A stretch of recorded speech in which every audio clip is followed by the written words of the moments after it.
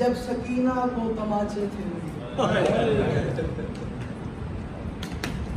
صابر امام ہے نا، اگلا مصرع وہ سنتے صابر سنے نا، بڑا صبر ہے امام سجاد کا۔ جب سکینہ کو تماچے تھے لگے، حوصلہ تب تھا ختم۔ سجاد کا علی کی بیٹیاں کو ایسے نہ اجڑے جیسے سجاد کا گھر نہ اجڑے۔ تھوڑا سا ذکر مسائل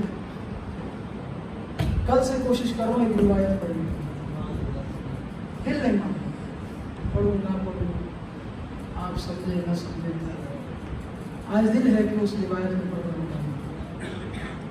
35 سال خون رونے والی امام کی شہادت کی مجلس میں آپ ایک آنسو تو دے سکتے ہو، کیا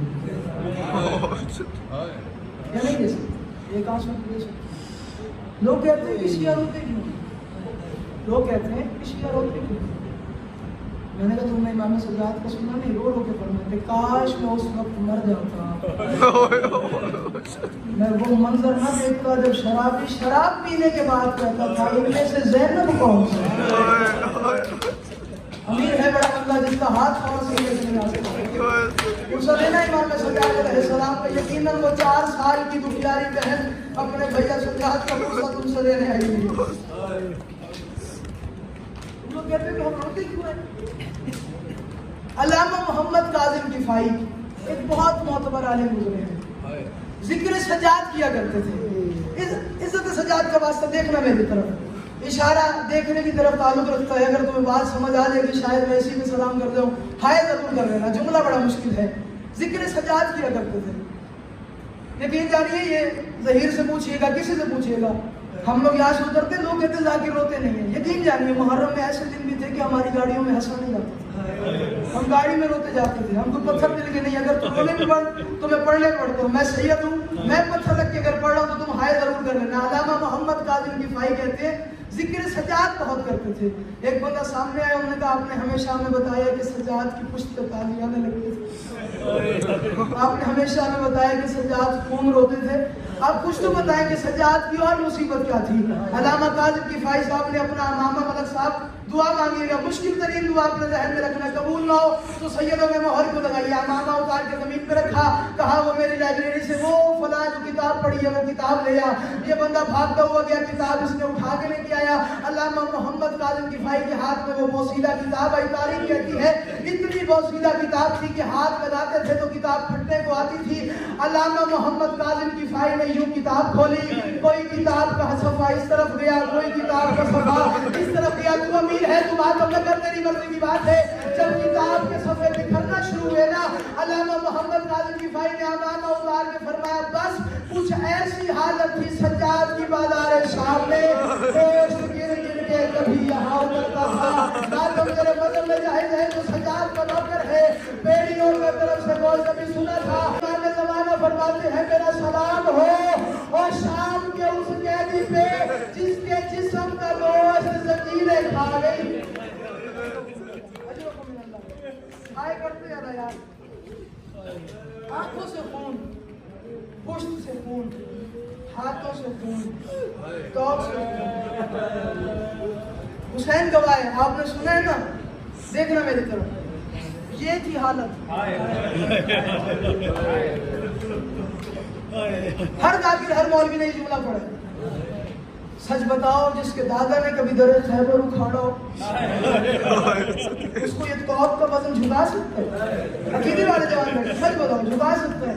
نہیں جھکا سکتا۔ یقیناً وفادار تھا، غیرت کا خدا تھا، توق نے گردن نہیں جھکائی، مجبوری تھی، اٹھاتا تھا تو زینب کے بعد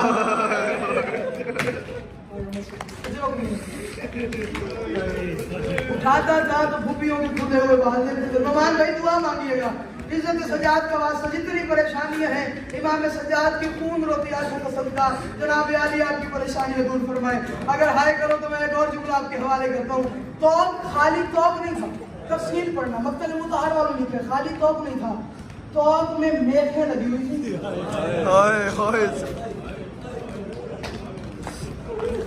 बंदा शिया कमर भाई तौक में मेखें लगी हुई थी, सजाद गर्दन फेरता था, मेखें गर्दन में जाती थी। अगर तुम हाय करो तो मैं एक जुमला आपके हवाले करूं। इमाम बाकिर से किसी ने पूछा बताइए तो सही आपके बाबा की जिस्म की हालत क्या थी? बस मैं इतना बताता हूँ 35 साल मैंने अपने बाबा के पैरों पे बोसा देना चाहा लेकिन दे नहीं सका। कहा मौला बाकिर बंदा अमीर होगा जो अपनी मातम न कर सके। कहा मौला बाकिर बताए वजह क्या है? बोसा देना चाहते थे तो दे क्यों नहीं सके? लोग के फरमाया मजबूरी थी, मेरे बाबा के पैरों पे गोश्त नहीं था, बेड़ियों की वजह से मेरे बाबा के पैर मातम जिसके हाथ आजाद है वो सीने का पुरसा देगा। और शाम का बाजार था और शाम की तंग गलियां थी और रो के कहता था मुसलमानों और मेरी बात तैयारी करो यार। बस मैं एक जुमला और पढ़ना चाहता हूँ और इसी पे राजी रहना। जिस इमाम को शाम के बाजार में खत्म कर दिया था उसको जहर देने की जरूरत क्या बिगाड़ा था इस गरीब इमाम ने? चुप रहने वाला इमाम, बिल्कुल इमाम हसन की तरह चुप रहने वाला इमाम। पता एक एक मुश्किल बयान करते थे कब्र रसूल के आगे। लोग कहते थे नाना तेरी उम्मत को मैं कुछ नहीं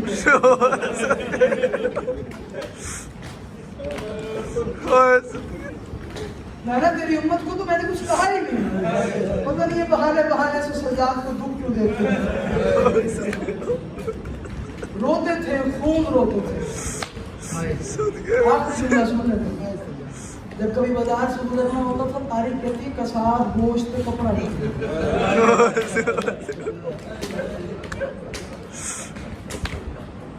सब बड़ी मंजूरी वाली मंजिल गोश्त पे कपड़ा डाल दे।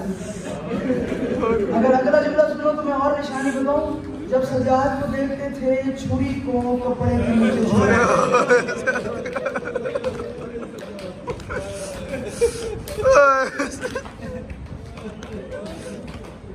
गोश्त में कपड़ा डाल देते थे, छुरी को छुपा लेते थे। और हाँ अगर कोई कसाब जानवर की रस्सी खींच के लाता था ना तो फौरन से वो छोड़ देता था और ये छुपा लेता। ये सजाद मुझे इस तरीके से देखे। एक कसाब सामने आ गया, उसके एक हाथ में छुरी थी, दूसरे हाथ में जानवर की रस्सी थी। इमाम सजाद ने उसकी तरफ देखा, कहा दे खुदा मैं तुझे ये तो नहीं कह सकता तो उसको घसीटना, लेकिन तुझे इसको घसीटता है मुझे बिल्कुल शाम के बाजार जब मेरी माँ बहनों को बिल्कुल ऐसे ही घसीटा जाए।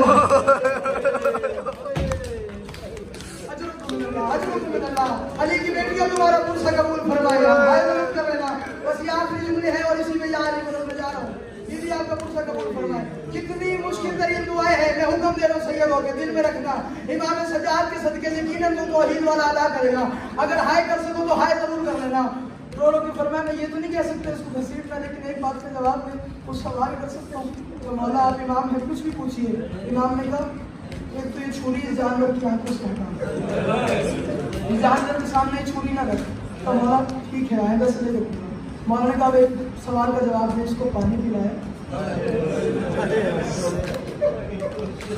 इसको पानी पिलाया? जी मौला पिलाया है। कहाँ इसको ज़िबा करेगा? कहा दुकान के सामने। कहा वह कोई और जानवर मौजूद तो नहीं? और मैं किसी जानवर के सामने इसको ज़िबा मत करना। तो वाला वजह क्या है? क्या वजह यही है जब तुम ज़िबा करोगे मुझे वक्त याद आएगा जब 4 साल की बेटी हाथ अमीर बनना है यार, तो सजाद की गुर्बत कभी भी हाय ना कर सके। बस मैं जा रहा हूँ जल्दी जल्दी से। 4 साल की बेटी हाथ बांधती थी और रो के कहती थी ना मार, इसको छुड़ाने वाले दरिया के किनारे पे सो गए हैं। अगर तुम मातम करो तो मैं आखिरी जुमला आपके हवाले करूँ। ठीक है मौला, किसी जानवर के सामने मैं इसको ज़िबा नहीं करूँगा। जब ये बात सुनी रो के फरमाया इसको पानी जरूर पिलाना, इसके साथ जुल्म न करना, जब तक इसको रखो इसे चालू न मारना। कहा ठीक है मौला। दिन रात रोता था। इब्ने मुंज़र ने कहा मौला मिन्नत है आप कभी कभी बाजारों में जाया करें, बाजारों की हवाएं लिया करें, शायद ये आपकी आंखों का खून बंद हो जाए। अगर सजाद का लगता है तो हाय जरूर कर चीख निकली तुम्हारे और मेरे चौथे इमाम की। रो रो के फरमाए इब्ने मुंज़िर बगैनी तुझे पता ही नहीं, ये बाजार ना होता तो मैं आज खून होता। और बाजार शाम था, मेरी माँ थी रो के कहती थी चादर दो, मेरी माँ का जनाजा आधी रात को उठा है, अगर तुम मातम करो तो आखिरी तुमने प्या गया। मिल गई गरीब को जहर, मिलने लगा गुस्ल। गुस्ल के लिए जरूरी होता है कि कमीज उतारा जाए। अगर तुम्हारा हाथ आजाद है तो मातम जरूर करना। मैं जान रहा हूं अगले साल वो होएगा जो अगले साल जिंदा होएगा। इमाम बाकिर ने चोला उतारने की कोशिश की, लेकिन तारीख कहती है मजबूरी बहुत थी। कमर पे इतने ताजियाने लगे थे, इनके जख्मों में कुर्ता फंसा हुआ था। जब बाकिर ने कुर्ता उतारने की कोशिश की, अकेला कुर्ता नहीं, कमर का गोश्त और खून बाहर आया। गरीब का जनाजा तड़पा और के कहा ना उतार। और मैं सकीना को जले हुए कमीज में मातम, किसका हाथ आजाद है मातम करेगा। अल्लाह के कहता है मैंने सकीना को मिलना है, कहीं सकीना ये न कहे खुद को कफन पहनाया और मुझे जले हुए कुर्ते से और शाम में आप